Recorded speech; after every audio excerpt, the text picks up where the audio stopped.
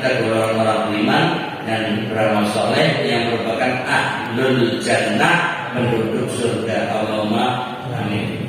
Dari sini kita ulangi lagi 3 ayat pertama, sumpah Allah yang mengkaitkan 3 nabi, 3 agama. Kemudian ayat 4, ayat 5, ayat 6, 3 ayat sebagai panduan agar manusia jangan tersesat, agar manusia selalu berada di jalan yang lurus, shiratal mustaqim. Kemudian ayat 7 ini adalah pengingat kenapa masih ada manusia yang ingkar. Kemudian ayat 8 itu sebagai penjelas kalau Allah ini hakim yang adil, dan bahkan diartikan sebagai Allah memiliki banyak hikmah.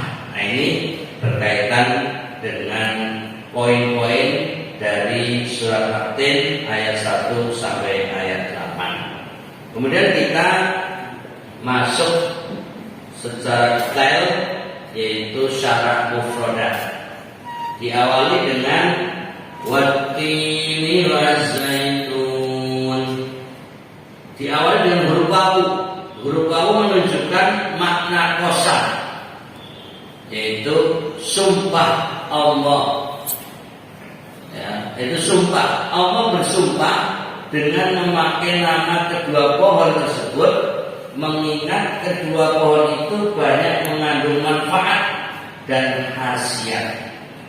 Nah, ini mungkin kita semua sudah tahu apa ya manfaat buah tin, terlebih zaitun. Yang populer di telinga kita itu zaitun, dan seringkali kita memahami zaitun itu hanya minyak, kan? Lebih banyak orang mengatakan minyak zaitun, padahal zaitun itu nama pohon. Kemudian mengeluarkan buah. Ya, dari buah itu kemudian menghasilkan banyak hal. Satu diantaranya adalah minyak. Itu mungkin kalau kita samakan seperti pohon kelapa. Jadi kita lihat pohon kelapa itu kan dari buahnya yang penuh manfaat, ada kan juga minyak kelapa. Kan terlepas di Indonesia saat ini minyaknya berkurang gitu loh, padahal ya kelapanya banyak, sawitnya juga hasil terbaik di dunia, dan bahkan juga banyak ya tanaman-tanaman sawit, tapi kok bisa minyak langka itu loh. Ini kemana gerakan minyak-minyak itu sampai ada yang unik-unik. Ada orang menikah maharnya minyak goreng untuk mengingat bahwa ini pernikahan di saat langkanya minyak. Nilainya nggak seberapa, tapi justru ini punya nilai sejarah. Dan suami istri ini sudah sepakat ini pernikahan di masa pandemi, di masa ada Omikron, di masa ada minyak yang langka, hanya sudah mahalnya minyak goreng saja. Ya itu yang unik-unik, aneh tapi nyata. Artinya tadi kembali bahwa zaitun ya dan tin ini adalah buah-buahan yang bermanfaat. Yang mungkin kita tadi kelapa, ketika buahnya kita ambil dari dalamnya apa namanya ya, jadi kelapanya itu sendiri ya, kemudian nanti air kelapanya, belum lagi ketika diambil pun masih kulitnya ya, jadi ada batoknya, ada serabutnya, nggak ada yang sia-sia, semua bermanfaat. Itu baru buahnya, belum lagi nanti tangkainya, belum lagi nanti daunnya, bahkan bisa ada dibuat sapu lidi gitu kan. Belum lagi nanti batang pohonnya bisa digunakan untuk ya tiang atau bangunan rumah dan lain sebagainya. Sampai akarnya pun ada manfaatnya. Ini hampir-hampir kalau kita guyonan, andaikan ini pohon kelapa ada di sekitar Mekah, mungkin untuk sumpah itu, atau tumbuh banyak di daerah di Palestina, mungkin bisa pohon kelapa menjadi sumpah. Umpamanya dalam bahasa Arab buah kelapa itu narojil, umpamanya wan narojil, umpamanya gitu, demi pohon kelapa, ya. Karena mengingat manfaatnya banyak. Sama halnya dengan tin, itu juga banyak manfaatnya. Dan zaitun juga manfaatnya. Sekalipun kalau rasa buahnya sebenarnya yang namanya zaitun itu cenderung pahit. Mungkin Bapak Ibu ada yang pernah makan buah zaitun, warnanya hitam. Itu kalau dimakan cenderung rasanya pahit. Ini sekedar cerita masa lalu. Itu menu saya tiap pagi ketika saya masih menjadi mahasiswa di kampus Universitas Islam Madinah, Arab Saudi. Itu kita makan buah zaitun tiap pagi. Karena memang hidangannya, menunya buah zaitun. Jadi apa itu namanya, bijinya hitam ya, kemudian rasanya cenderung pahit. Nanti kita makannya sama rotinya dioleskan ke madu ya, dan nanti minumnya susu. Jadi seperti itu. Enak gak sih? Jadi tiap hari itu roti, madu, susu, buah zaitun, buah tin. Ini khususnya zaitun. Itu tiap pagi. Tapi nggak ada nasi. Nah, ini yang susah kalau perut Indonesia. Kalau dihidangi menu seperti itu di awal-awal kedatangan, itu mungkin habis makan, mungkin selang 1 jam atau 2 jam ditanya, kamu sudah sarapan? Loh, rasanya belum sarapan itu, karena perutnya belum bisa merasakan ini terisi gitu. Kalau belum nasi, merasa belum makan gitu. Dan itu pengalaman pribadi saya juga begitu. Beberapa bulan pertama rasanya kalau pagi cepat lapar gitu. Tapi karena terus setiap hari teruji, terlatih, akhirnya ya pagi nggak pernah makan nasi. Sehingga hampir 5 tahun tuh pagi nggak ada menu nasi gitu. Jadi kita nggak pernah sarapan dengan nasi, karena nggak ada menu sarapan nasi, yang ada roti. Nah, kembali tadi, zaitun itu memang sangat bermanfaat, dan diantaranya orang lebih mengenal untuk kulit ya, dan pohonnya semuanya ya itu sangat bermanfaat. Nah, itu berkaitan dengan zaitun dan juga tin. Maka di sini dianggap kenapa memakai nama kedua pohon tersebut, mengingat kedua pohon itu banyak mengandung manfaat dan khasiat. Itu pendapat yang pertama berkaitan dengan sumpah Allah, wat-tini wa zaitun. Pendapat lain mengatakan bahwa makna yang dimaksud ialah Baitul Maqdis. Nah, ini tidak hanya sekedar yang tertulis wat-tini wa zaitun, tapi maksudnya adalah Baitul Maqdis, karena di daerah sekitarnya banyak kedua jenis pohon ini. Jadi Allah menginginkan menyebut nama pohon, nama buah-buahan, tapi maksudnya adalah tempat tumbuhnya. Sehingga ini ingin bersumpah dengan Baitul Maqdis. Di balik itu lagi adalah nabi yang tinggal di situ. Di antaranya adalah Nabi Isa alaihissalam. Sebagaimana Allah bersumpah dengan Tur Sinin. Tur adalah nama sebuah bukit yang terletak di semenanjung Sinai antara Mesir dan Aqabah. Ya, kita bayangkan sendiri. Mungkin di antara kita yang sudah pernah pergi ke Mesir lalu menuju ke Palestina, itu nanti akan menemukan tempatnya. Kalau yang belum, bayangkan saja sendiri.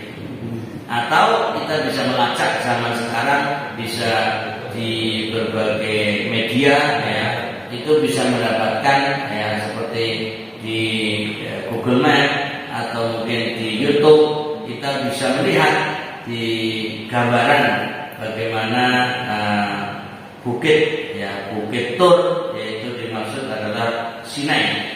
Yang sini nama tempat Bukit Tur. Kemudian yang ketiga Al-Baladil Amin, yaitu yang secara bahasa artinya negeri yang aman. Maksudnya adalah Makkah Al-Mukarramah. Nah, kalau tadi yang dikaitkan dengan Sinin, yaitu nama tempat Bukit Tur, adalah Nabi Musa yang mendapatkan wahyu pertama. Adapun Al-Baladil Amin, negeri yang aman, maksudnya Mekah. Disitulah Nabi Muhammad SAW lahir. Disitulah Nabi Muhammad SAW hidup dan juga mendapatkan wahyu, bahkan dakwah setelah mendapatkan wahyu dari usia 40 tahun sampai selama 13 tahun, dan beliau di usia 53 tahun hidup di Mekah. Baru 10 terakhir beliau pindah di Madinah dan wafatnya di Madinah. Jadi kalau ini sisipan, kalau mau nyunah Nabi berarti antara lahir dengan meninggal beda tempat itu. Nabi lahir di Mekah, wafatnya di Madinah. Nah, itu teorinya, teori sunnah Nabi. Walaupun itu tidak bisa kita katakan itu sunnah lalu berpahala, gitu kan. Tapi maksudnya Nabi sendiri lahirnya di Mekah dan sangat-sangat mencintai Mekah sebagai kampung halaman. Tapi nyatanya ketika wafat beliau berada di Madinah. Bahkan sebelum wafat pernah memberi semacam motivasi, man arada ayyamuta fil Madinah falyaf'al.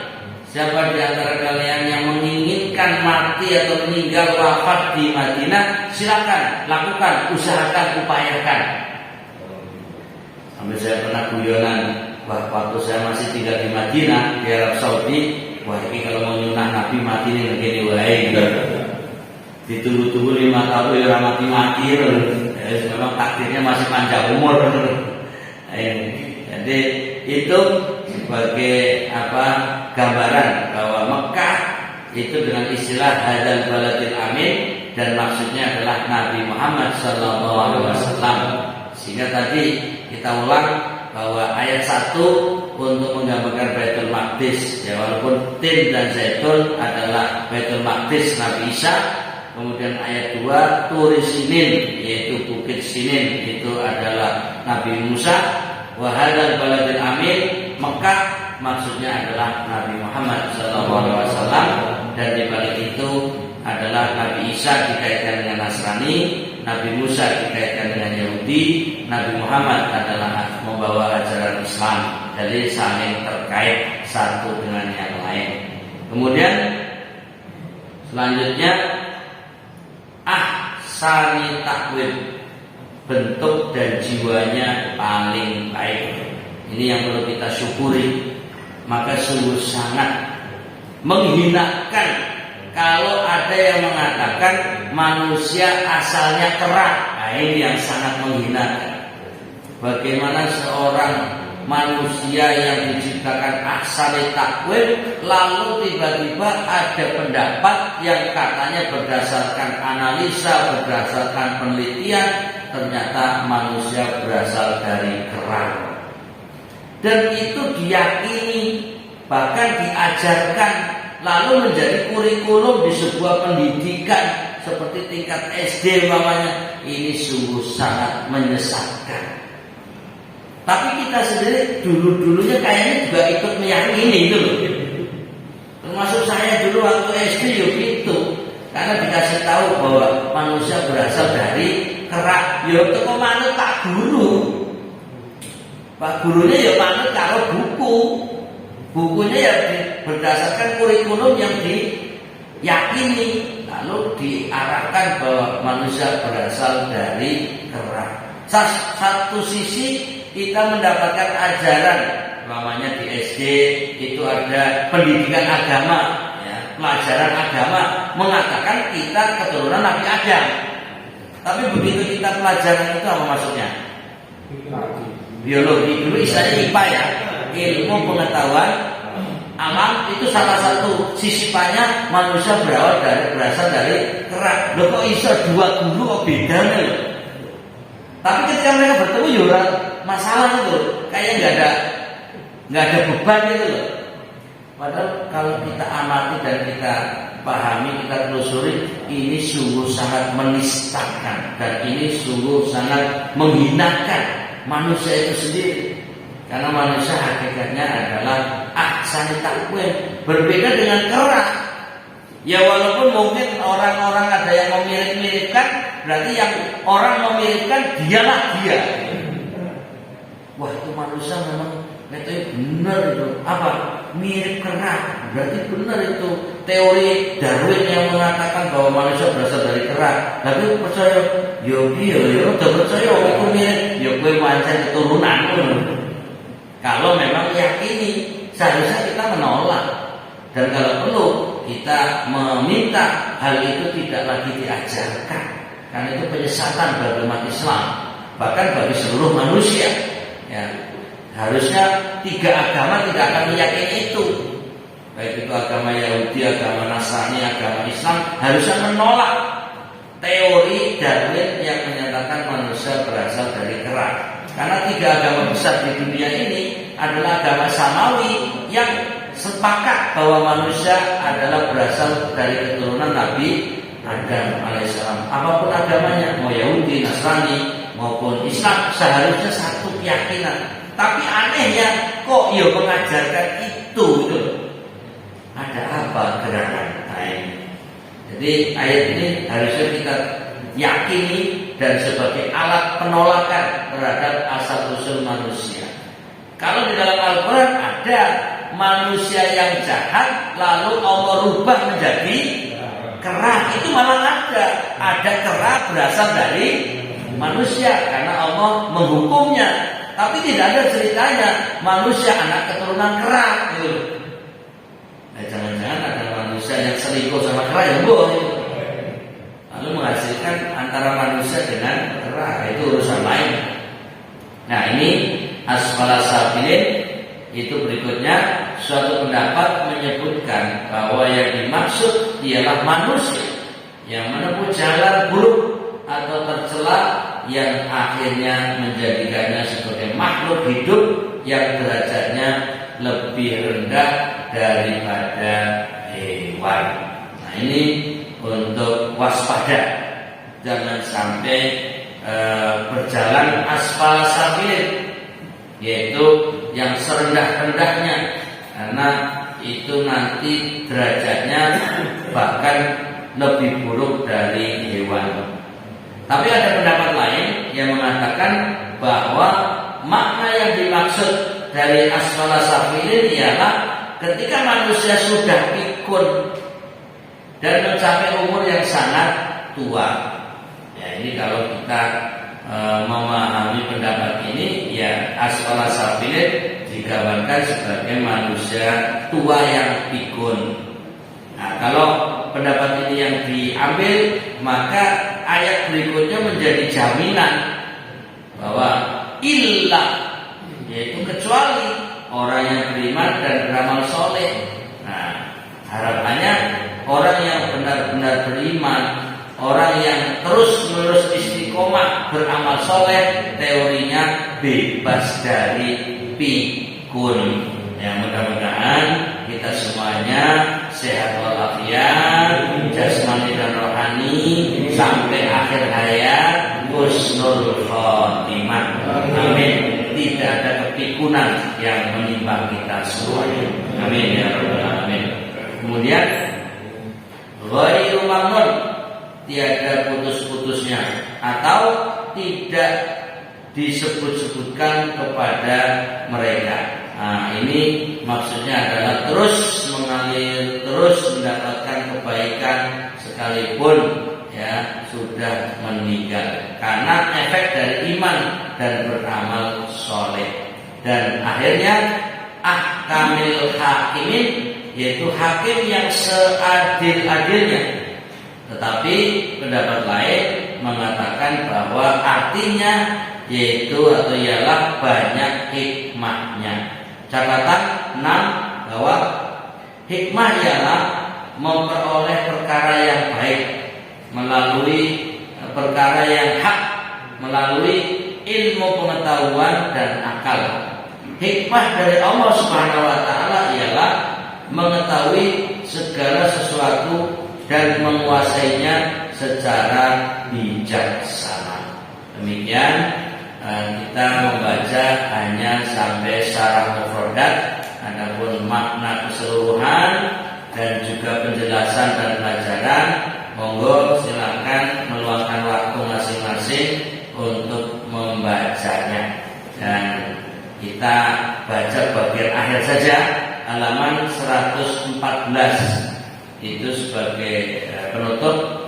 Illal ladzina amanu wa 'amilus shalihat falahum ajrun ghairu mamnun. Keterangannya atau terjemahnya dulu, kecuali orang-orang yang beriman dan mengerjakan amal soleh, maka bagi mereka pahala yang tiada putus-putusnya. Ini surat At-Tin ayat 6. Mereka yang beriman dan mengerjakan amal soleh itu akan mendapat pahala yang tiada putus-putusnya dan tiada dikurangi sedikit pun. Akhirnya dalam surat ini Al-Quran mengarahkan khitabnya kepada orang kafir, yaitu orang yang ingkar terhadap hari berbangkit dan hari pembalasan pada hari kemudian. Demikian Allah Subhanahu wa taala berfirman, "Fama yukadzibuka ba'du bid-din, alaihissallahu bi'ahkamil hakimin." Maka apakah yang menyebabkan kamu mendustakan hari pembalasan sesudah adanya keterangan-keterangan itu? Bukankah Allah adalah hakim yang seadil-adilnya? Jadi seakan-akan ayat ini ditunjukkan untuk orang kafir, orang yang tidak mau beriman. Apakah gerangan yang mendorong kamu hingga mendustakan hari berbangkit? Jadi kamunya kepada orang kafir. Dan hari pembalasan sesudah jelas di mata orang banyak kebesaran penciptaan manusia, langit dan bumi. Tuhan yang berkuasa menciptakan semuanya itu, berkuasa pula untuk mengembalikan manusia menjadi hidup lagi sesudah matinya. Hal ini tidaklah sulit bagi Allah. Dia adalah hakim yang seadil-adilnya, lagi maha bijaksana dalam penciptaan dan pengaturannya. Shadaqallahul adzim. Maha benar Allah dengan segala firman-Nya. Demikian, mudah-mudahan kita mendapatkan ilmu yang bermanfaat, dan ini tentu menjadi panduan buat kita semuanya. Sampai jumpa lagi pada pertemuan yang akan datang, dan kita akhiri dengan doa Rabbana atina fid dunya hasanah